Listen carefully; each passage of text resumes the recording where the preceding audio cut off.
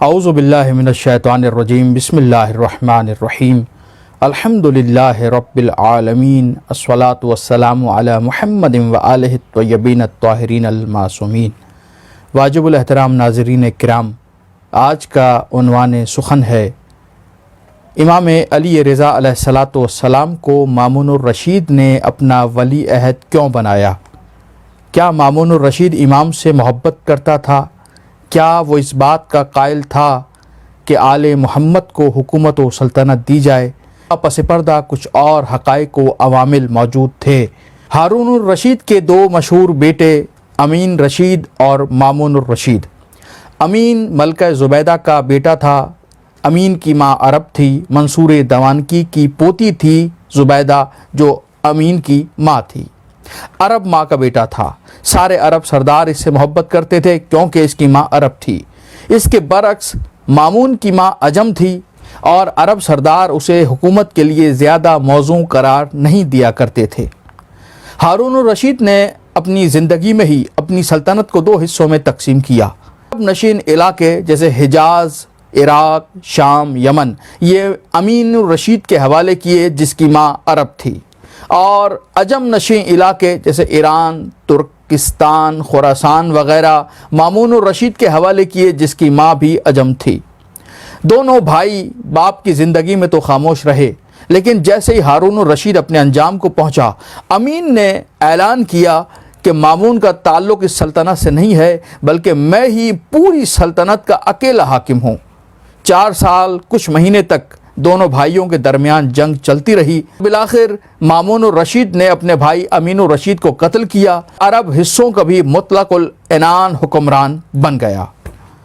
مامون الرشید خود ایران میں مرو کے مقام پر رہا کرتا تھا اور اس کا وزیر فضل بن سہیل امور سلطنت دیکھا کرتا تھا۔ مامون نے فضل بن سہیل کے بھائی حسن بن سہیل کو عراق کا گورنر بنایا۔ الجزیرہ میں نصر بن شیث عقیلی نے بغاوت کا علم بلند کیا اور حکومت کے خلاف قیام کیا۔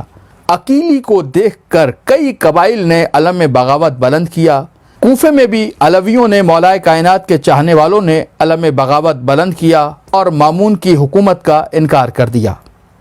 مامون کے سپہ سالار ہرثمہ کی فوج کا ایک سردار جو بنی شیبان سے تعلق رکھتا تھا، ابو سرا یاسری کو، اس نے بھی حسن بن سہیل کی فوج کو شکست دے کر کوفے سے باہر نکال دیا اور جنوبی عراق پر قبضہ کر لیا۔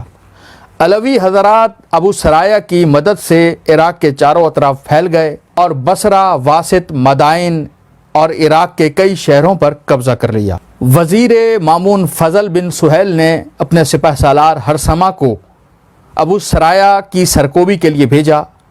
نہروان کے مقام پر ہرثمہ نے ابو سرایا کو تہ تیغ کیا۔ صرف 10 مہینے ابو سرایا کی حکومت رہی اور وہ بغاوت کا علم بلند کیے رہا۔ ابو سرایا کو قتل کرنے کے بعد ہرثمہ یہ خبر لے کر مامون تک پہنچا۔ چونکہ مامون کا وزیر فضل بن سہیل امور سلطنت کی شورشوں کی ان خبروں کو مامون تک پہنچنے نہیں دیتا تھا، اس لیے مامون ان چیزوں سے بے خبر تھا۔ ہرثمہ نے مامون کو ان امور سے، ان واقعات سے آگاہ کیا۔ فضل بن سہیل کو جیسے یہ خبر ملی، اس نے واپس آتے ہوئے ہرثمہ کو قتل کر دیا۔ ہرثمہ کے قتل کی خبر جب بغداد میں پہنچی، چونکہ یہ فوج کا سپہ سالار تھا، ساری فوج میں بغاوت پیدا ہو گئی اور فوج نے وزیر مامون فضل بن سہیل کے بھائی حسن بن سہیل کو بغداد سے نکال کے باہر کیا اور وہاں منصور بن مہدی کو گورنر بنا دیا۔ مامون ان تمام امور سے بہت دل شکستہ ہوا اور مامون نے ایک مجلس مشاورت کا حکم دیا۔ اس مجلس مشاورت میں تمام امراء، سفراء، وزراء، حکماء، علماء، فصحاء کو بلایا گیا اور سب سے مشاورت کی گئی۔ مامون نے کہا، چونکہ خراسان میں ہماری طرف سے کوئی حاکم معین نہیں ہے اور ضرورت ہے کہ خراسان میں کسی کو حاکم بنایا جائے، میری نگاہ میں علی ابن موسیٰ رضا سے بہتر کوئی اور حاکم وہاں کے لیے نہیں ہے، اس لیے میں چاہتا ہوں کہ انہیں خراسان کا حاکم بنا دیا جائے۔ یہ مامون کا جملہ فضل بن سہیل اور حسن بن سہیل پر بجلی بن کر گرا۔ دونوں نے بیک وقت مخالفت کی اور کہا، اے بادشاہ مامون الرشید، یہ آپ کس طرح کا فیصلہ کر رہے ہیں؟ اگر آپ نے علی ابن موسیٰ الرضا کو خراسان کا حاکم بنا دیا تو یہ حکومت، یہ اقتدار، یہ سلطنت بنی عباس سے نکل کر بنی فاطمہ میں چلا جائے گا۔ مامون نے کہا نہیں، جو میں نے کہا ہے میں اسی پر عمل کروں گا۔ ابھی یہ فیصلہ ہوا ہی تھا کہ سلیمان بن ابراہیم جو مولائے کائنات کے چاہنے والے تھے، انہوں نے بے ساختہ کہا مامون مجھے خوف ہے کہ کہیں تو بھی امام علی رضا علیہ السلام کے ساتھ وہی سلوک نہ کرے جو کوفے والوں نے امام حسین علیہ السلام کے ساتھ کیا تھا۔ مامون کہنے لگا نہیں، خدا کی قسم میں ایسا نہیں کروں گا، کیونکہ اگر میں نے ایسا کیا تو پھر میدان محشر میں رسول اکرم کے سامنے کس منہ سے جاؤں گا۔ یہ کہہ کر اس نے قرآن مجید پر ہاتھ رکھا اور ہاتھ رکھ کر قسم کھائی کہ میں آل محمد پر کوئی ظلم نہیں کروں گا۔ اس کے بعد سلیمان بن ابراہیم نے تمام افراد سے قسم لے کر بیعت لی۔ ایک بیعت نامہ تحریر کیا گیا، اس پر 40,000 لوگوں نے دستخط کیے۔ مامون الرشید نے یہ بیعت نامہ سلیمان بن ابراہیم کے حوالے کیا اور انہی کو مدینے بھیجا کہ آپ امام علیہ السلام کو قائل کریں اور خراسان لے کر آئیں۔ سلیمان بن ابراہیم مدینے پہنچے، امام کی خدمت میں پوری رودات بیان کی اور وہ بیعت نامہ امام کے سامنے پیش کیا۔ امام نے جیسے بیعت نامے کو دیکھا، ایک مرتبہ آنکھوں میں آنسو آئے اور فرمایا یہ میرے لیے کسی طرح بھی مناسب نہیں ہے، مفید نہیں ہے۔ سلیمان بن ابراہیم کہنے لگے فرزند رسول، اور آپ گریہ فرما رہے ہیں؟ امام نے فرمایا میں اس دعوت نامے میں اپنی موت دیکھ رہا ہوں۔ میرے جد رسول اکرم صلی اللہ علیہ وآلہ وسلم نے مجھے خبر دی ہے کہ میری شہادت مامون کے ہاتھوں سے ہوگی۔ امام علی رضا علیہ السلام جب خراسان پہنچے، استقبال ہوا، محفل منعقد کی گئی، امام کی ولی عہدی کا اعلان کیا گیا۔